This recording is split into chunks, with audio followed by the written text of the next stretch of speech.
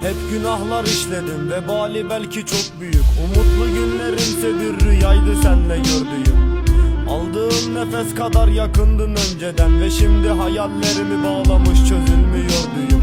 Yalanlanmış aşk ve ortasında kaldı sevgiler. Çaresizce bu gece aşkı satırlarıma döktüm. Çaresizce bu gece aşkı satırlarıma döktüm. Korku sarıyor bedenimi, teselli vermiyor duman. Çekince içime doğru aşkı yokluğunda ağlatan. Duygusuzdu, belki sevgisiydi bir yalan. Sarıldığım bedende çıktı sinsi bir yılan.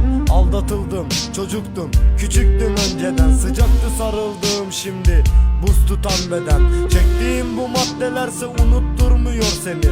Bunca yıldır hayalinle avuttu hep beni. Verdim ateşi, sonrasında kan dolan bu gözleri. Dumana boğduğum hayatı verebilir misin geri?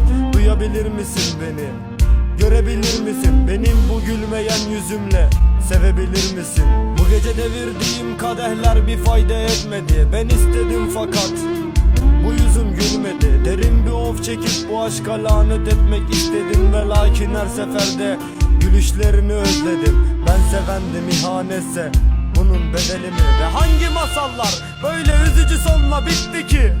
Hangi duygusuz bu aşkı böyle kemirdi? Duymuyor musun bu sesimi, görmüyor musun beni? Ben aşkı gözlerinde sevdim, yıktın hayali, yaktın her şeyi ve şimdi yok hayallerim. Ben aşka küskünüm, bugün de buğulu kaldı gözlerim. Ağlamıyorum çünkü değmiyor sana. Unuttum yalancı gözlerinle, boşuna umut bağlama.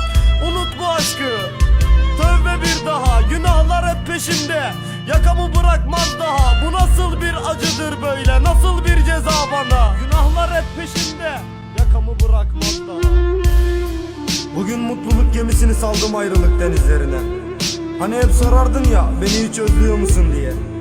Sen benim bir tanemdin, sen bu hayatta benim tek varlığımdın. Sen gözleriyle esir eden, gülüşlerine aşık olduğum kadındın. Bu gece bir sessizlik çöktü odama, kalp atışlarımı duyuyorum.